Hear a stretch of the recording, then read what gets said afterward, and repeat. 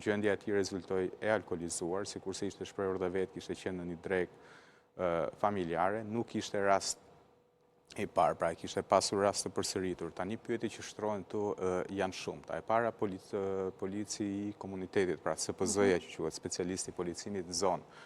A ka marrë informacion apo nuk ka marrë për këtë? Kur e ka marrë këtë... Në media sigur ai ka qenë një person me probleme dhe me një historik të aksidenteve. Janë banorët të cilët e kanë denoncuar shpesh veçanërisht sjelljen e tij gjatë viteve të fundit. Pra, jo konsistente, po veçanërisht gjatë viteve të fundit e kanë denoncuar sjelljen, qoftë sa i përket pjesës së alkoolizimit, po veçanërisht manovrave të rrezikshme në rrugë.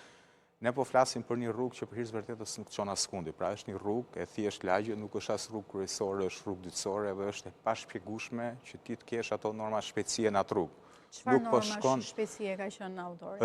Po dyshohet këtë 80-90 të paktën, ndërkohë që rruga është po themi me 30 km/h. Tani duke parë këtë situatë, gjëja më minimale që duhet ishin bërë, duhet ishin vendosur pengesa në rrugë. Pra kur këto pengesa në rrugë që kryesisht janë litarë i vendosin vetë familjare dhe është policia që i heq. Por ndërkohë, në kushtet e tilla do duhet ishin vendosur pengesa rrugë që për çdo drejtues mjeti që tenton manovra të tilla të kishte pasoja, po themi, zdyti, do duhet kishte patrulla. Zona ku ne flasim është vetëm 2 km larg drejtorisë policisë Durrësit. Është vetëm 2 km larg spitalit Durrësit dhe këtu është dhe një tjetër handicap, se është një spital i një qyteti prej 300.000 banorësh, kur